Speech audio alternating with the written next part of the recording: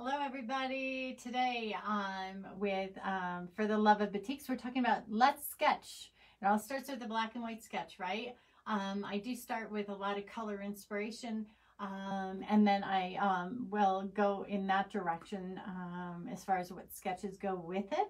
But I wanted to focus on just the black and white sketch and all the idiosyncrasies of a batik and what you got to kind of think about. You did see today we talked about this water print, right? And it's got a lot of motion to it. I'll put it sideways like that. Got a lot of motion to it. But if I had just done a line drawing with water, it would have been kind of, it wouldn't have as much movement. So on this one, this is from the Into the Deep collection. It's going to be in stores in March. We filled it in here. Okay, so my line was pretty heavy. Usually when you're sketching, you want to think about the line size. You don't want to go lower than a 2-point line size. But when I do sketch, I just use whatever I have on hand. I use whatever to go ahead and sketch. So I'm going to go through a couple things and see what you think. All right, so to sketch, we're going to do that today. This particular one is in the Stardust collection. You can see the fabric here, and this is going to be in stores also in March. Okay, so you can see I've got little swirls in there and then little lines as well. Okay, and that's filled in with copper. Okay, and I started sketching right here, and that's all it is. I'm just going to go kind of like this. Okay, and sketch it and then see what kind of shape I like.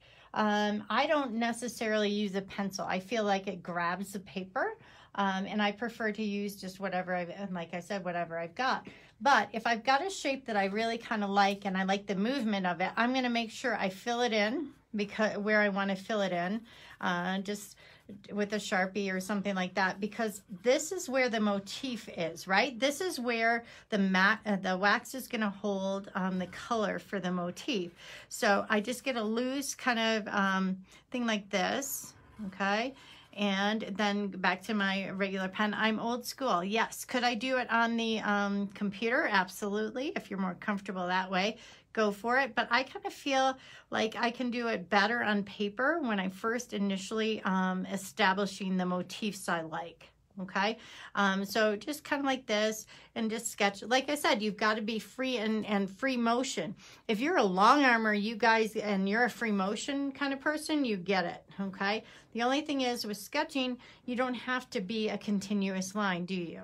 Okay, you can pick up your pen, whereas in free motion quilting, you have to be a continuous line, or you have to bury that thread every single time. Okay, so with this particular motif, when I sketched it, and you can see the swirl here, I wanted to make sure the inside curve of that was filled, that I picked up more motif color there.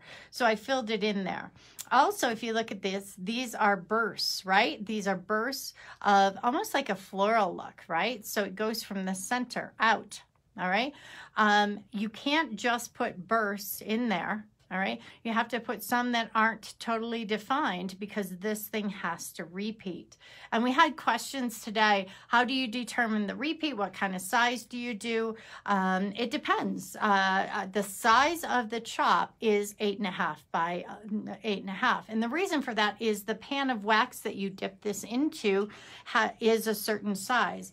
And so you don't want to not pick up the wax with this particular chop. So that's the size. Now, when I go and sketch, I like this shape. I think that's kind of pretty. It's got motion to it. Okay.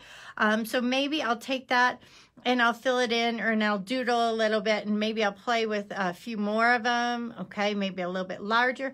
Remember, scale doesn't matter to me when I'm sketching. You can see I played with a whole bunch of different scale here, and then I fill in different ones. Maybe I'll go with a heavier line or something like that. Okay, scale doesn't matter here yet. All right, so when you're sketching, you can't start thinking right away about scale. You also can't start thinking right away. The first thing you sketch is the artwork that you're creating. You have to be willing to do and make mistakes. And that's why a lot of artists will use, or designers will use, pencil. Like I said, I prefer not to. I find a motif I like, and then what I will do is I will actually take a piece of tracing paper and put it over the shape I like, and then maybe repeat it. So that's what I did here, okay? So I would take a floral that I did, okay, and I'm gonna color it in a little bit here. Okay, put a dot in the center and some flowers, okay? And I just transferred it as a flower to my tracing paper right there, okay? And you can see right there is where the flower is, right? Okay, and it depends. Maybe I think, you know what? I didn't put enough petals in that one.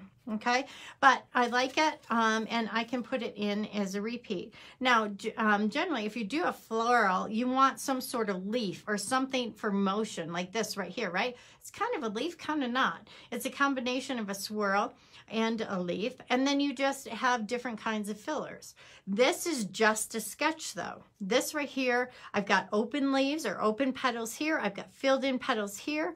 I have no center there. I have a center here. So you have to mix up and match up what you like as far as your motifs go, because the more you mix it, the less two-dimensional it is, the more interest you have in your motif. Now what I would do is take this and scan this in on my scanner to the computer, and then I start to play with how I want to see it repeated. And repeat is kind of interesting. You have to figure out how it's going to leave this part of the chop right here. See, you got to see how it leaves that part of the chop. That means it's going to come in again over here. See how this motif right here, that right there is going to finish this little burst, isn't it? Okay, so you want to think about that, and you also want to think about where it comes in on the side. Is it a side-by-side repeat? And let me illustrate what I mean by that with these right here. These are sketches. We do a lot of custom batiks with banyan, and this is an idea on a sketch for a store here in Colorado. Okay, so here's the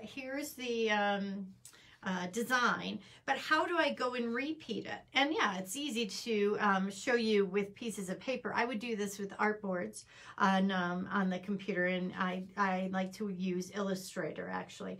So if I did a side-by-side repeat, that's kind of cool because then the mountain range continues, right? But then I've got the main balloon, it's there, it's just kind of stagnant. What if I did what's called a half drop repeat, where it's like this, okay?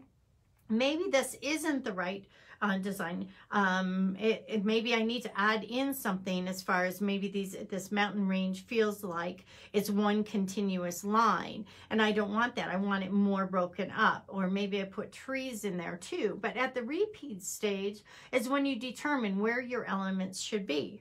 Look how in the balloon I've repeated that mountain range, okay, and an opposite of how the mountain range is here.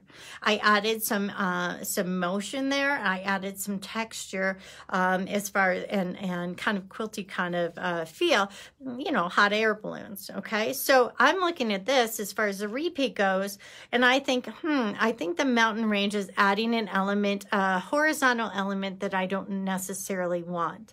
This is a directional print. So directional is a whole nother ball game. How are you going to use it in the end? What is the end user looking for? Okay. Here, let's look at another print here. And this is called, this is a street art collection called Firestarter. So this particular one, what I did is I just did big rectangles that were kind of curved, right? And then I filled them in. And then I repeated it. Okay, and if I make a mistake, if you make a mistake in your drawing, all you have to do is repeat it, and then it's a pattern, right? So I go in here and add another one. Maybe this isn't as pointy as I want it, but I can always correct it when I go and try and repeat it on the tracing paper when I find an element I like. Okay, now this one is very, very geometric, isn't it? But what I like about it is it's not directional. Okay, and you can kind of see in here it has a lot of motion, and the color is adding the motion in this, but also the depth of the line. See how it's pretty narrow here, and then it's more dramatic right here and less dramatic here. So it has a little bit of a kind of in and out effect there. All designs have to be done all designs, you think to yourself, oh, I just want something to look like a terrazzo floor like this, right? Well, how is it repeated? How do you make that chop? You have to actually make the designs and color them in where you want the texture to be. And so maybe it's kind of little geometric, maybe it's soft little geometrics. And again, I start every single sketch, I do it on paper in black and white first. I prefer to use it that way because then I know my point size is correct and I can see the scale and I can see the space in between. All right, let's see here. I do want to show you this one right here. This is called Dappled Leaves, and we're showing it right now to the stores. Okay, so they're seeing this, and what this is 4 different chops. Okay, down at the border here is one chop. This is another chop. The background color is another chop, and the white on there is yet another chop. You have to draw every single dot that's on there, okay? So you have to place it. So maybe with this, I sit there and I'll sketch some of the dots and I'll fill it in on Adobe Illustrator, fill in kind of different shapes. So I've done different shapes. Look at how the white is spaced out a lot there, right? It's just enough for the sparkle of like leaves or the sunlight hitting the leaves and the trees, right? And then this right here is an overlay. And I gave it a little bit more spiky of a leaf. I didn't do the exact same look here, did I? I gave it a little more spiky of a leaf so it stood out more from that. But every single design has to have a line drawing. If you look at this, one more point I want to make here is see on this one how it's spread out. See how it's bigger, the space, the negative space. You got to think about how the negative space interacts with your line drawing, all right? The hint of the flower, did I complete the flower on there? No, I didn't in the drawing, okay? You see the hint of a leaf, right? You see it here too, but I had negative space. This one, and this is easier to do as far as repeat, right? It's easier to play with it so you don't see the repeat. This one, more swirls, and it's got a lot of motion and it's tighter, okay? So you have to be careful about where you place your drawing as far as where it's coming out of the drawing to interact with the chop application, the next one next to it. I love a good dot. Always love a good dot, but you don't want to see where they put the chop down. You don't want to see the repeat. And same with this as well. A little bit of a swirl in there. There's tiny little hearts in there and dots as well. So the tighter repeat or the tighter sketches are the ones that are hardest to repeat. But it's application. You need to have all of those, don't you? In quilt projects, you need to have something that's more spaced out. This works great for a border, whereas this is a fantastic background for a block inside the quilt. Okay, just a little bit of an overview of sketching today. Make sure you check out my designs at banyonbatiks.com and see what's coming to local quilt shops near you. Thanks for joining me today.